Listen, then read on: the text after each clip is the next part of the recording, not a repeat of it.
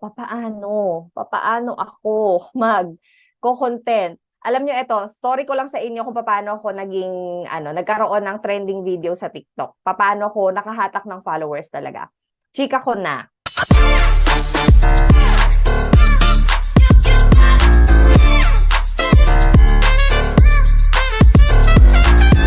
Okay, sa TikTok affiliate marketing ganito. Ito lang talaga yung secret.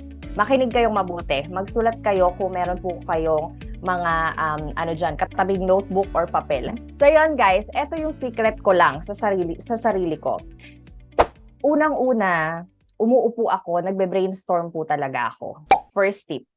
Kasi hindi ka makakapag-content nang hindi ka pa nagbe-brainstorm. Ang sabi ko sa sarili ko, gusto ko yung content gagawin ko, yung nag-e-enjoy ako. Yung maa-apply ko rin sa sarili ko, ma-share ko sa kanila. Okay, so nag-come up ako na gusto ko beauty, makeup, yung skincare, kasi maraming nai-insecure na mga babae ngayon sa mga kilikili nila, sa kulay nila. Totoo yon. Syempre, hindi naman natin i-judge yung mga babae na gusto talaga magpaganda. That is normal kasi sumasabay tayo sa trend. So, yon, inisip ko, that's my first tip. Second tip is ginagalingan ko ngayon yung pagko-content. Paano? Nagkakaroon po ako ng personal touch doon sa content. Hindi pwede na puro benta-benta lang. Kasi na-notice ko yun eh. Before kasi, nag-goal ako na dapat kumomisyon ako or makabenta ako ng ganitong amount. Nahit ko naman yung goal. Kaso ang problema, yung account ko naging tindahan. When I say tindahan, puro product na ang laman. Alam ko sa sarili ko na gusto ko ng personal touch. Ayoko ng puro benta. Now, doon ako papasok sa third tip. Paano ko ngayon gagawin yung may personal touch at the same time nakakabenta ako? Eto na. Dahil ang mission and vision ko at ang purpose ko naman sa sarili ko, kaya ako nagko-content, gusto kong makatulong. Yun talaga yung paulit-ulit na sinasabi ko sa inyo. Hindi man ako makatulong financially, hindi ko man lahat mabigyan ng beauty products, pero gusto ko makatulong in a way na magkaroon sila ng self-improvement. For example, yung mga mamshi na nade-depress, nagkaroon ng postpartum depression dahil tumaba sila and everything. So, nag-share ako ngayon ng mga tips na nag-exercise ako, nag-diet ako, without even buying products. Yung ganon. So, kumbaga, nagkaroon ako ng personal communication sa audience ko at nakarelate sila. So, now, ang second level is yung natuto ko mag-skincare. Doon ko ngayon, ni-review sa kanila na eto yung mga skincare na ginamit ko, baka mag-work sa inyo. Laging may disclosure na ganon. Kasi pag skincare, hindi naman effective sa lahat yan. So, doon pumapasok yung bumibili sila dahil nakita nila yung journey ko na, ay, ginamit ko to eh. Talagang pag sinabi nyo na ginagamit nyo. 'Di ba? Pero hindi lahat skincare kasi mahirap din ang skincare dahil lahat itatry mo, ganyan-ganyan. So, kung mag-i-skincare kayo, dapat knowledgeable din kayo sa yung pang dry skin, pang oily skin, at inaaral din po yung lahat para ma-explain mo ng maayos doon sa mga audience mo. Ayon. So kung nandun ko, ang personal touch mo ay mga nanay or sabihin natin mga estudyante, sa nanay muna tayo. Personal touch sa mga nanay, nahihirapan ka na bang magplansya? Kasi ang bigat-bigat nung iron mo, yung old school na ang bigat-bigat. So ngayon, meron akong iron na nakita, eto, steaming iron, ang gaan na ng buhay ko. Nagkwento ka muna ngayon, tsumika ka, pero hindi ka pa nagbenta. So magtatanong ngayon yung mga tao, saan mo yan binili sis? Ganyan-ganyan. O, edi dun mo na ngayon isisingit yung second video mo kung saan ipapakita mo sa kanila na, eto binili ko yan dito. O, ba? Still may benta, pero yung purpose natin, nandun yung nag-problem solver tayo. Binigay natin sa kanila yung solusyon dun sa problema nila na pagkabigat-bigat na plancha. Binigyan na natin sila ng product na steamer. Kumbaga, pinakita natin. Number 2 is yung mga estudyante, gustong pumorma. Kasi siguro may mga bagets dito, gustong pumorma. Ang mamahal ng mga branded, Uniqlo, H&M, and merong parang replica naman sa TikTok. O, 'di ba? So ngayon, gusto kong pumorma pero pasukan na naman, wala akong budget. Here's my outfit for only 200 pesos.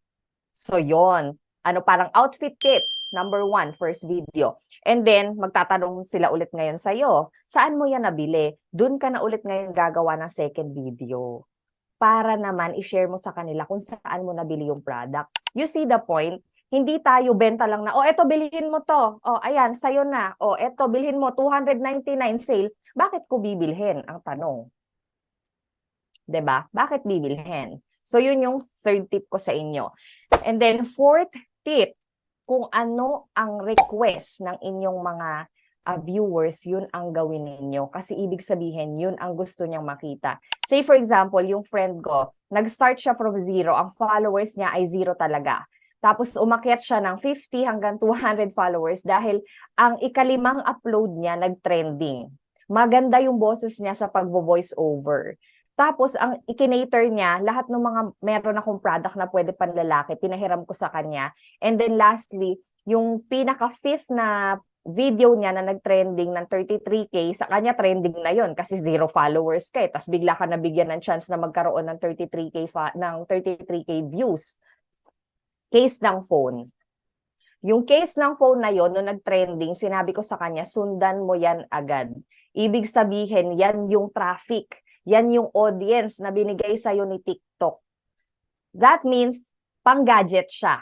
Pang-phone case siya. Pwedeng phone accessories. Sundan mo yun ng mga ganon. So nakita nyo, binigyan na kayo ng lead ni TikTok kung saan kayo papunta. Yun nga lang, niligaw-ligaw mo pa. Nag-trending ka na sa case, tapos nag-vlog ka pa ng halaman. Ay, Diyos ko po. O, diba? So yun yung common mistakes kasi. Nag-trending na to, ulitin mo within 24 hours. No excuse. Ay, bukas na lang kasi wala na.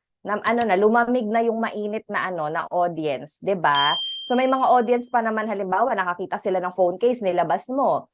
Isa sila sa mga bumili sa nag-trending mo na video, bukas may bago ka na namang pinakita. Bibili yan ulit. Lalo kung meron silang budget tapos ang 99 pesos lang, 38 pesos lang, 58 pesos, 'di ba? So yun yung point, guys. Kapag may nag-trending, yun na agad, focus na doon. Kaya I suggest sa inyo, eto na, papasok na yung tip number 5 natin, na kapag meron kayong TikTok account, huwag niyong gamitin yung TikTok account ninyo ngayon. Kasi lalo na kung na-uploadan nyo na yan ng mga cooking, kung ano-ano, nag-random content na kayo, hindi kayo na-identify ni TikTok kung ano ba talagang category nyo.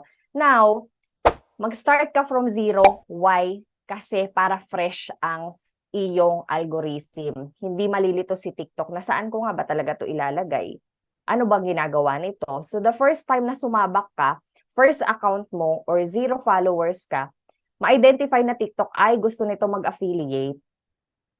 Gusto nitong ganito, 'di ba? Gusto nitong magtinda ng case. Yon.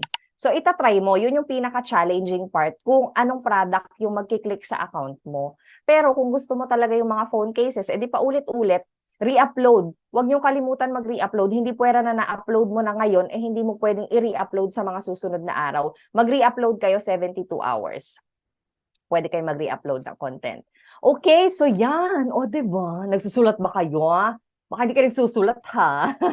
Ayan, sana may natutunan kayo. Ayan yung mga best practices, guys, na hindi nyo masyadong maririnig sa iba kasi kadalasan technical yung mga tinuturo sa atin na mag-hashtag ka, magganito ka. First 3 seconds, alam nyo na lahat yan. Na kailangan yung first 3 seconds ng video ninyo interesting. Kung tatanungin nyo ko, ano po yung sasabihin ko, abay, kailangan mong mag-isip.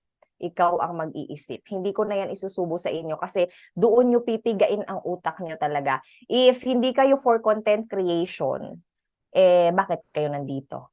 Diba?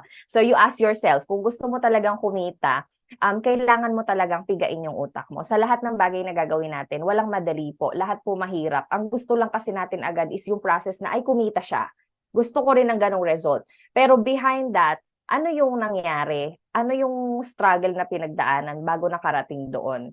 So yun yung kailangan yung alamin. Hindi yung kita kung ano yung pinagdaanan behind. Happy ako na nandito ko sa community ng Empowered Pinays kasi magkaka-align yung vision natin na tumulong sa mga kapwa natin, mga Pilipina, mga babae. Kahit anong age man po tayo, bata, matanda, lahat po tayo may space sa mundong to na makuha pa natin yung gusto nating makuha sa mundo. Kumbaga, hindi lang laging pera, pero somehow, yung maging masaya rin tayo. Syempre, alam naman natin na pera talaga yung isa sa mga key para magawa natin yung mga bagay na gusto natin. So, kung halimbawang may natutunan po kayo sa akin, sa amin nila Miss Jenna, Miss Gab, kahit sino man dito sa ating community, pay it forward.